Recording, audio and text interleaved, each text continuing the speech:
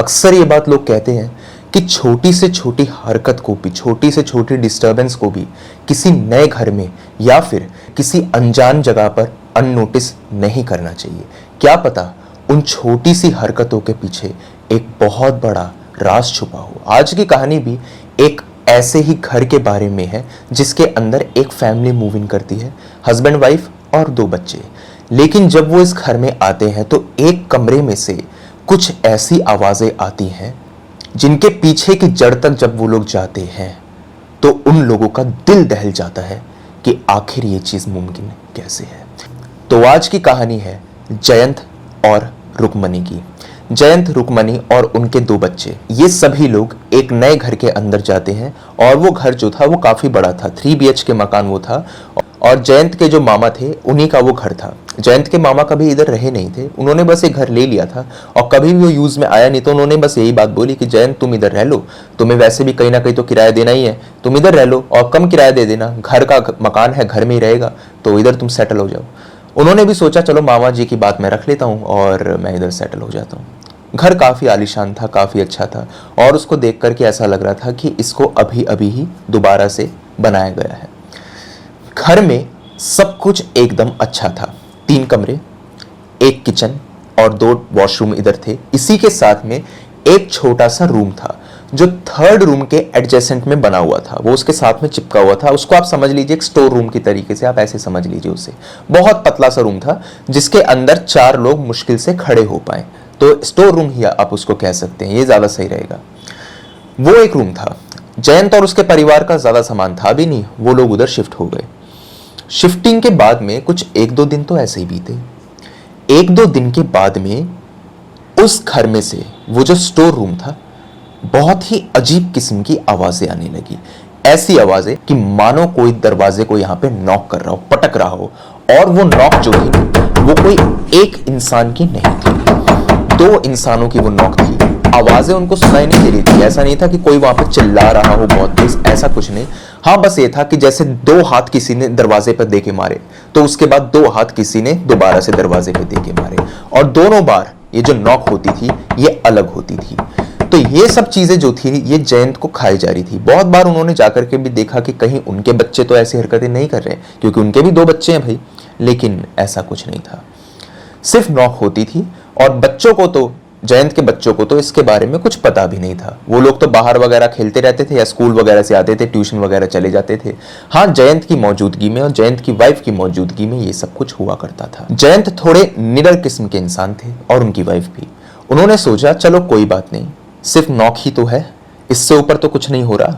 अगर इससे ऊपर कुछ होगा तो हम इधर जो है किसी से बात वगैरह कर सकते हैं। ऐसा नहीं था कि उनके कोई पैरानॉर्मल दोस्त वगैरह नहीं थे, ऐसे पैरानॉर्मल एक्सपर्ट्स उनके दोस्त थे, लेकिन वो इधर पैसा वगैरह थोड़ा कम ही खर्च करना चाहते थे। घर में आप पूजा पाठ कर लीजिए या फिर उस कमरे में जाकर के आप धूप बत्ती, अगरबत्ती की इधर धुआं दे दीजिए, कोई दिक्कत की बात नहीं है। पूजा पाठ वगैरह भी होती थी। और जब ये सब चीजें ज्यादा ही बढ़ गई तो भाई जयंत ने इधर और उनकी वाइफ ने, रुक्मणी ने, एक यहाँ पे गणेश जी की मूर्ति भी रख दी, छोटी सी मूर्ति जो मेरे हाथ के साइज की होगी लगभग, उतनी बड़ी उन्होंने मूर्ति भी रख दी कि चलो भाई अब जो दिक्कतें होंगी वो चली जाएंगी। ऐसा भी नहीं हुआ कि मूर्ति खंडित हो गई हो या मूर्ति टूट गई हो, नहीं, लेकिन वो आवाजें नहीं जा रही थी। आवाजें दिन में सिर्फ और सिर्फ कुछ 1-2 मिनट के लिए आती और उसके बाद सब कुछ शांत हो जाता। ये सब कुछ दिन के करीबन करीब 3:15 के आसपास होता था। अब इस बात को आप याद रखिएगा, 3:15 की बात। एक रात जयंत यहां पर जब सो रहे थे तो उनको अपने हॉल में टीवी चलने की आवाज सुनाई दी। उनके बच्चे करीबन करीब रात के 10 साढ़े 10 बजे सो जाया करते थे। हस्बैंड वाइफ दूसरे कमरे में सोते थे, तो भाई वो लोग भी यहाँ पर 11 साढ़े 11 तक सो जाते थे। लेकिन आज करीबन करीब रात के 12:30 बजे टीवी चलने की आवाज ने उनको काफी ज्यादा परेशान कर दिया। जयंत ने रुक्मणी से पूछा क्या बच्चे इस वक्त तक सोए नहीं है? उन्होंने कहा नहीं नहीं, सो चुके होंगे, पता नहीं आखिर ये टीवी या तो हम लोगों ने खुला छोड़ दिया होगा। लेकिन उनको याद था रुक्मणी को कि नहीं, उन्होंने टीवी बंद किया था।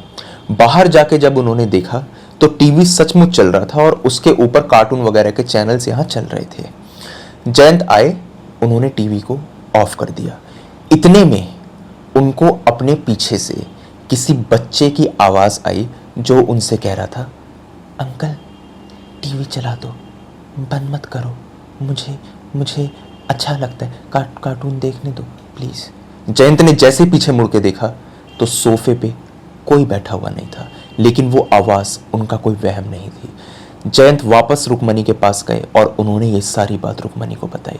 रुक्मणी ने कहा, जरूर मुझे ऐसा लग रहा है कि इस घर के अंदर किसी बच्चे वगैरह की आत्मा भटक रही है, और ये बच्चे जो हैं ये हमारा कोई नुकसान नहीं करना चाहते, लेकिन अगर इन बच्चों को हमने अपने से दूर नहीं किया तो हो सकता है इनकी आत्मा हमारे साथ ही जुड़ जाए, और फिर जो दिक्कत होगी वो बहुत भयानक होगी। क्योंकि अगर किसी आत्मा का अटैचमेंट किसी परिवार से या किसी इंसान से हो जाता है ना, तो आप चाहे घर बदल लीजिए, चाहे स्टेट बदल लीजिए, चाहे आप पूरा का पूरा इधर देश बदल लीजिए, वो अब आपके साथ ही रहेगी, जैसे विक्रम के पीछे बेताल। तो इस तरीके से उन्होंने उनको समझाने की कोशिश करी, और ये बात जयंत को समझ में भी आई, लेकिन फिर भी जयंत ने यहाँ पे कोई एक्शन नहीं लिया। अगले दिन करीब रात के 1-1:30 बजे उन्हें प्लास्टिक की बॉल की यहाँ पे हिट होने की आवाज सुनाई देती है, जैसे कोई दीवार पे उस बॉल को फेंक रहा हो और बॉल वापस बाउंस बैक होके वापस आ रही हो, तो कोई उसको पकड़ रहा हो। जयंत जब यहाँ पर बाहर गए रात में, तो उन्होंने देखा बॉल से तो जरूर कोई खेल रहा है, लेकिन खेलने वाला उनको दूर दूर तक कहीं नजर नहीं आया। बॉल टप्पा खाती दीवार पे और वापस आती, और कोई हवा में ही उसको पकड़ लेता। और जैसे जयंत ने चीज देखी, फटाफट से बॉल नीचे गिरी, 2-3 उसने टप्पे खाए, और एकदम से माहौल एकदम शांत हो गया। ये सब कुछ जयंत देख रहे थे, लेकिन फिर भी वो कोई एक्शन नहीं ले रहे थे। ये उनकी बहुत बुरी बात थी कि उनको एक्शन इस वक्त तक ले लेना चाहिए था। 2-4 दिन के बाद में ये चीजें घर के अंदर और बढ़ने लग गई। जैसा रुक्मणी ने कहा ही था कि इन चीजों से अगर तुम टैकल नहीं करोगे ना, तो ये चीजें तुम्हारे साथ में जुड़ती चली जाएंगी। एक बार जयंत ने देखा करीब रात के 8:30 बजे उनके बच्चे बाहर आंगन में खेल रहे हैं, और खेलते खेलते वो किसी से बातें कर रहे हैं। उनको लगा कि चलो दोनों भाई बहन हैं, आपस में बातें कर रहे होंगे, लेकिन जब उन्होंने गौर से देखा तो उन्हें समझ में आया कि वो आपस में बात नहीं कर रहे हैं, वो किसी तीसरे और किसी चौथे शख्स से बात कर रहे हैं, जो जयंत को दिखाई नहीं दे रहे। उन्होंने रुक्मणी को भी ये चीज दिखाई, रुक्मणी ने भी ये चीज देखी।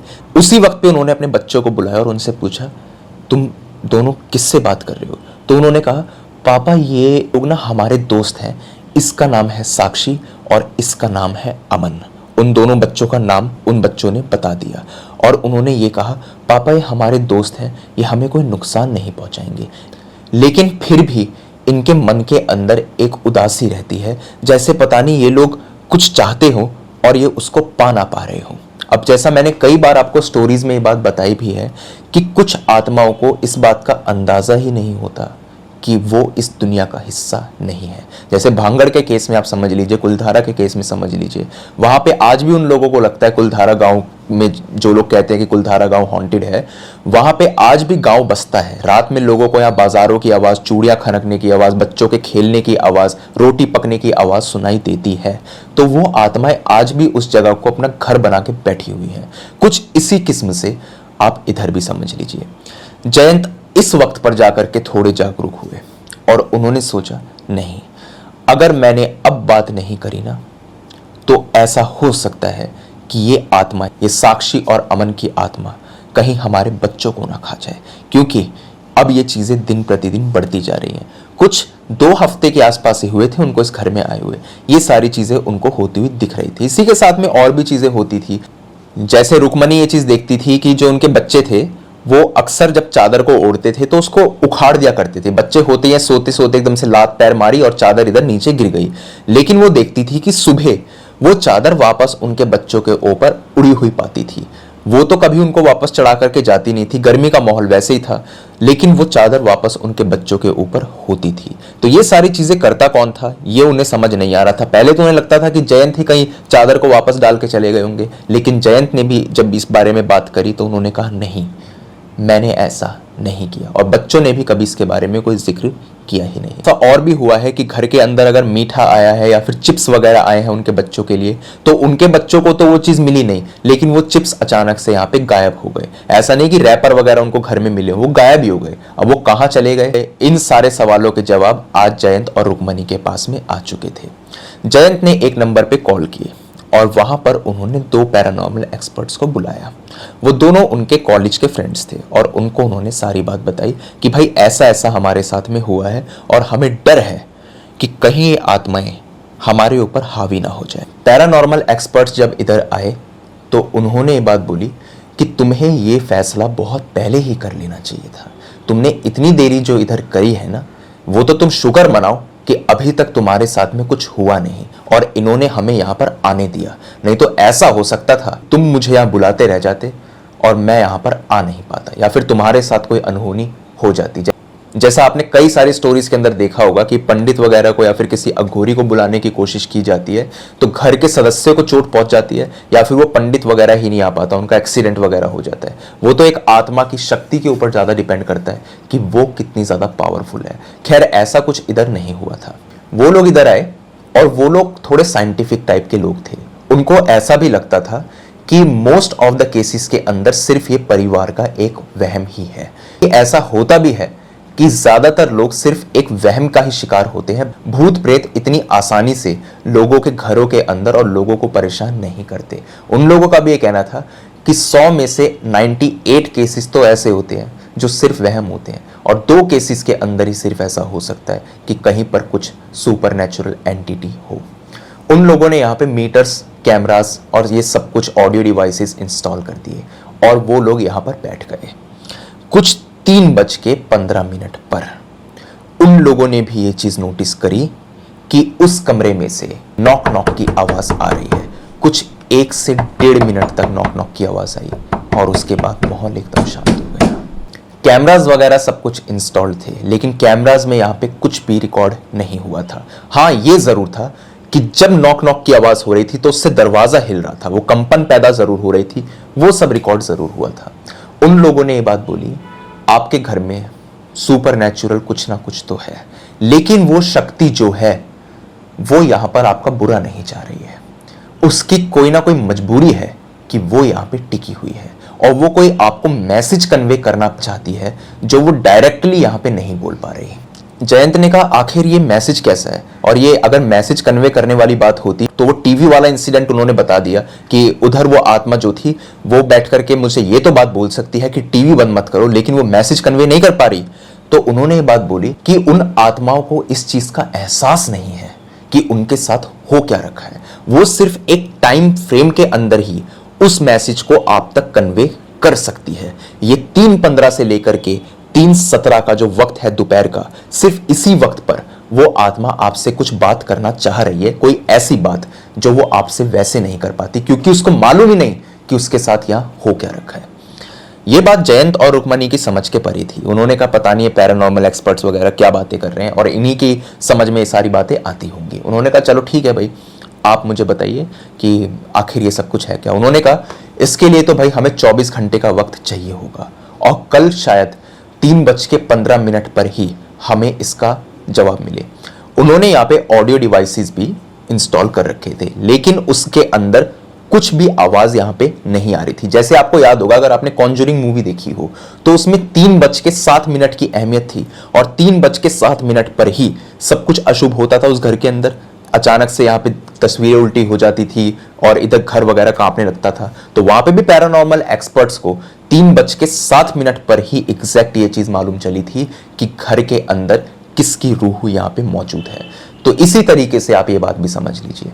वो लोग चले गए और अगले दिन दोपहर के 4 बजे रुक्मणी के पास में पैरानॉर्मल एक्सपर्ट का कॉल आता है और वो कहता है आप लोग हमारे घर आइए।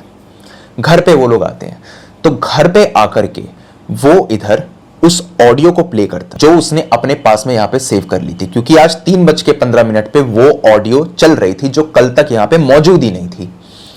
आज जब उसने उस ऑडियो को चलाया तो उसमें से एक आवाज आ रही थी, ओलोक ओलोक ओलोक ओलोक ओलोक ओलोक ओलोक ओलोक ओलोक ओलोक ओलोक ओलोक, इस तरीके से आवाज आ रही थी। अब ये ओलोक ओलोक क्या है, अगर आप इसको तेज सुने तो आपको मालूम चलेगा ओलोक ओलोक को कहना चाह रहे हैं खोलो खोलो, ये वो बात बोलना चाह रहे थे। इसका मतलब कहीं ना कहीं ऐसा था कि वो बच्चे उस रूम के अंदर कैद हो गए थे और वो उस दरवाजे को खोल नहीं पा रहे थे। जैसे आप खुद इस बात को समझे, ओलो खोलो खोलो खोलो खोलो खोलो, तेज तेज आप इसको बोलेंगे तो एक खोलो खोलो की आवाज इधर चलनी शुरू हो जाएगी। पैरानॉर्मल एक्सपर्ट ने ये बात भी बोली कि ज्यादातर आत्माएं सेंटेंस को उल्टा ही बोलती हैं, सीधा नहीं बोलती, और ऐसा ही यहां पे भी हो रहा था। उसने कहा इस घर का जो प्रीवियस ओनर था उसके बारे में कुछ पता करो, और पता करो कि उसके साथ में यहाँ पे क्या हुआ। क्योंकि मामा जो थे, जयंत के मामा, उनके हिसाब से ये घर बिल्कुल ठीक था और ना ही इसका कोई ट्रॉमेटाइज्ड पास्ट था। लेकिन आज जो सब कुछ भी इधर हो रहा था वो क्या था। और इसी के साथ में एक चीज मैं आपको और बता दूं कि आज जब उन्होंने वीडियो कैमरा को यहाँ पे 3:15 पर प्ले किया था तो सचमुच उनको 6-7 साल के 2 बच्चे दिखाई दिए थे जो यहाँ पे दरवाजे को पीट रहे थे, तेज तेज पीट रहे थे। ये सब कुछ उन्हें दिखाई दिया था जो कल तक यहाँ पे मौजूद नहीं था। उन्होंने यहाँ पे पुराने ओनर से बात करी। ये मकान जो था किसी राकेश के नाम पर था और इसी के साथ में उनकी वाइफ जो थी उनके नाम पर था। पता नहीं उनके बच्चे कहाँ चले गए, ये बात तो आज तक लोगों को नहीं पता, लेकिन वो लोग कहते हैं कि उनके बच्चों की मौत जो है एक बीमारी के चलते हो चुकी है। वो लोग यहाँ पर राकेश और उनकी वाइफ से जाकर के मिले। राकेश और उनकी वाइफ जो थे वो दोनों अलग अलग रहते थे। तो यहाँ पर जब सारी बात राकेश के सामने आई तो वो फूट फूट करके रोने लगा और उसने ये बात बोली कि मैं चाह करके भी उस घर में कदम नहीं रख सकता और ना ही मेरी बीवी उधर कदम रख सकती है। अगर हम लोगों ने ऐसा किया तो हमारी उसी वक्त पर मौत हो जाएगी। हाँ, वो बच्चे हमारे ही हैं। 6-7 साल के बच्चे आखिर अपने माँ बाप को मारना क्यों चाहेंगे, ये सबसे बड़ी बात थी। राकेश ने सबसे पहले तो अपनी वाइफ को कॉल किया और उनको भी बुलाया जिनका आपस में तलाक हो चुका था, और उनको भी उन्होंने सारी बात बताई और कहा कि ये फैमिली उधर रहती है, इनके साथ में ये सब कुछ हो रहा है। राकेश ने इधर कहा देखिए मैं जो आपको बताने जा रहा हूँ ये बात आप किसी को बताइएगा मत। राकेश एक अल्कोहलिक थे और इसी के साथ में जो उनकी वाइफ थी उनका चक्कर किसी दूसरे आदमी के साथ में चल रहा था। एक दिन घर में इतना ज्यादा कलेश हो गया कि उनकी वाइफ जो थी उनको छोड़ करके चली गई। राकेश शराब के नशे में इतने ज्यादा धुत रहते थे दिन के वक्त में भी कि उनको कोई होश नहीं रहता था कि दीन दुनिया कहाँ है, उनके बच्चे कहाँ हैं।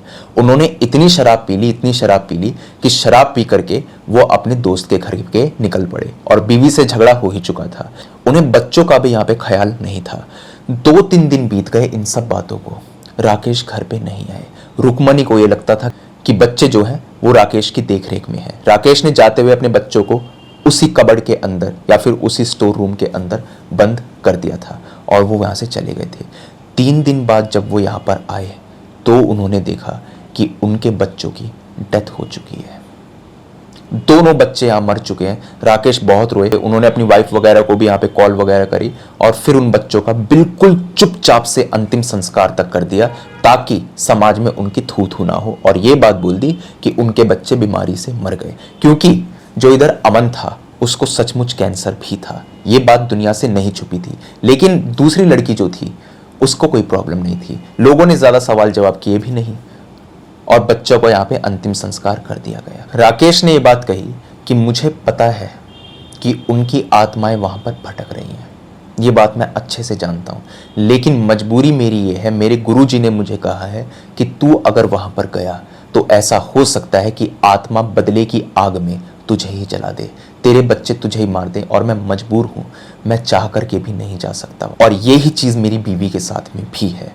इसी के चलते मैंने आपको ये बात कही थी कि मैं वहां नहीं जा सकता। अगर आपसे हो सके तो आप उस मकान को यहाँ पर बेच दीजिए। जयंत और रुक्मणी ने उनसे कोई ज्यादा बात नहीं करी, उल्टा गाली वगैरह उनको और बकी कि तुम इतने घटिया इंसान हो, और वहां से वो लोग चले गए। जब वो लोग वापस आए तो दिन के करीब 3 बज रहे थे। पैरानॉर्मल एक्सपर्ट भी उनके साथ में थे। उन्होंने सोचा चलो 15 मिनट इंतजार कर लेते हैं, बच्चे अभी तक स्कूल से वापस आए नहीं थे। वो यहाँ बैठे रहे। आज उन्हें नॉक नॉक की आवाज के साथ साथ जो उधर सामान पड़ा हुआ था ना उसके टूटने की भी आवाज आ रही थी। पहली बार ऐसा हुआ था कि वो बच्चे यहाँ पे वायलेंट हुए थे। पैरानॉर्मल एक्सपर्ट ने ये बात बोली कि इन सारे सवालों के जवाब हमें कल ही मिलेंगे कि आखिर इन बच्चों ने ऐसा क्यों किया है, और क्या पता कोई ऑडियो वगैरह भी यहाँ पे रिकॉर्ड हुई हो। नेक्स्ट डे जब यहाँ पर 3:15 पर उस रिकॉर्डिंग को प्ले किया गया तो उन बच्चों ने उल्टे ही सेंटेंस में ये बात बोली थी कि हमें यहाँ से नहीं जाना, हमें अपने साथ रखने दो, हम आपको परेशान नहीं करेंगे। नॉक नॉक की आवाज तो इसलिए आ रही थी क्योंकि वो बच्चे जो थे उस वक्त पर 3:15 पर अपनी आखिरी सांसें गिन रहे थे और वो हर वक्त पर ऐसे दरवाजे को पीटा करते थे और पीटते पीटते ही वो बच्चे मर गए थे। इसीलिए हर बार 3:15 पर वो दरवाजे को पीटा करते थे कि बाय चांस कोई दरवाजा खोल दे तो शायद वो लोग यहाँ पर बच जाएं। लेकिन दरवाजा अगर खोल भी दोगे तो अगले दिन ये सिलसिला दोबारा से चला करता था। लेकिन पहली बार आज उन्होंने ये बात कही कि हमें यहाँ से नहीं जाना। पैरानॉर्मल एक्सपर्ट ने ये बात कही कि अगर इन बच्चों को आपने यहाँ पे रहने दिया ना तो ये कितने वायलेंट बिहेवियर को शो करें और ये कितने ज़्यादा आपके साथ में हावी हो जाए, कितने ज़्यादा जुड़ जाए, इसका अंदाज़ा हम भी नहीं लगा सकते। जितनी जल्दी हो सके इन बच्चों की मुक्ति का आप प्रयास कीजिए। हवन वगैरह आप यहाँ पे रखवाइए और जो भी हो सकता है वो कीजिए, लेकिन मुक्ति इनकी पॉसिबल तब तक नहीं हो पाएगी जब तक इनका क्रियाक्रम इनके माँ बाप खुद अपने हाथों से नहीं करेंगे। तो हवन वगैरह यहाँ पे स्टैब्लिश किया गया, लेकिन राकेश और उनकी वाइफ यहाँ पे आने को तैयार नहीं थे।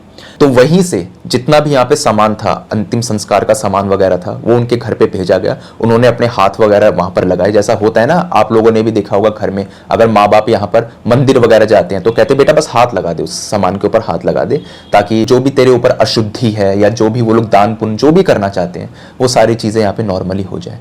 तो यही उन्होंने भी यहाँ पे करवाया और उनके घर में हवन वगैरह हुआ और फाइनली वो बच्चे वहां से चले गए। उसके बाद में कभी भी उस घर के अंदर नॉक नॉक की आवाज दोबारा से नहीं आई। उन लोगों को लगने लगा कि शायद अब सब कुछ यहाँ पे नॉर्मल हो चुका है, लेकिन उनके जो बच्चे थे वो अभी भी उनसे बात किया करते थे, उनको अभी भी अमन और साक्षी दिखते थे उनके हिसाब से। जब ये चीज जयंत और रुक्मणी के सामने आई, उनके पांव तले जमीन खिसक गई कि आखिर अब हमसे क्या गलती हो गई, अब तो सब कुछ सही चल रहा था। इस वक्त पे जब पैरानॉर्मल एक्सपर्ट्स को बुलाया गया तो उन्होंने कहा नहीं, वो बच्चे मुक्त हो चुके हैं, वो दोबारा से इस घर के अंदर नहीं आएंगे। आपके बच्चे जो हैं ये इमेजिनरी फ्रेंड्स यहाँ पे बना करके बैठे हुए हैं, शायद उनकी कमी इनको खल रही है और इसी के चलते वो ऐसे बिहेवियर यहाँ पे शो कर रहे हैं, क्योंकि उनकी उम्र सिर्फ 5-6 साल की थी और 5-6 साल के बच्चे ऐसे होते ही हैं कि हवा में देखते देखते बातें कर ले या फिर इस तरीके से वो इमेजिनरी फ्रेंड्स बना ले, क्योंकि बच्चे जो होते हैं ना उनसे आत्माएं बहुत जल्दी यहाँ पे कनेक्ट करती हैं। जयंत ने पूछा क्या कोई दूसरी आत्मा तो इनसे कम्युनिकेट नहीं कर रही, तो उन्होंने कहा नहीं ऐसी कोई बात नहीं है और ये अभी अभी इनको ऐसा लगा है कि इनके दोस्त अचानक से कहाँ गायब हो गए। इनसे आप झूठ ही बोलिएगा, सच इनको मत बताइएगा और 1-2 महीने के अंदर अंदर ये किस्सा भी पुराना हो जाएगा, बच्चे भूल जाएंगे, नई नई मेमोरी बन रही है और 1-2 महीने में सब कुछ ठीक हो जाएगा। ऐसा हुआ भी, 1-2 महीने के बाद में वो इमेजिनरी फ्रेंड्स जो वो अपने ख्यालों में बना के बैठे थे वो गायब हो गए। आज भी जयंत और रुक्मणी उस घर में रहते हैं और आज भी वो रूम जो है वो फंक्शनल है, लेकिन यकीन मानिए 3:15 जैसे ही घड़ी में होते हैं ना तो एक बार के लिए तो जयंत और रुक्मणी का दिल कांप सा जाता है कि कहीं दोबारा से वो नॉक नॉक की आवाज ना आ जाए, और अगर इस बार आई तो वो क्या करेंगे। खैर उसके बाद में ऐसा कभी हुआ नहीं, लेकिन ये सदमा जो है ये कभी उनका पीछा शायद नहीं छोड़ेगा। तो ये थी आज की स्टोरी। आप मुझे बताइए आपको स्टोरी कैसी लगी, अच्छी लगी या बुरी लगी। इसी के साथ में अगर आपके पास में भी कोई ऐसा ही हॉरर और क्रीपी इंसिडेंट हो तो आप मेरे साथ शेयर कर सकते हैं मेरी जीमेल और इंस्टा आईडी पर। जीमेल आईडी ऊपर दिखाई दे रही होगी आपको और इंस्टा आईडी का लिंक डिस्क्रिप्शन सेक्शन में मौजूद है। दोनों ही प्लेटफॉर्म्स में से जिस भी प्लेटफॉर्म पे आप कंफर्टेबल हो वहाँ पे जा करके अपनी स्टोरी मेरे साथ साझा कर दीजिए।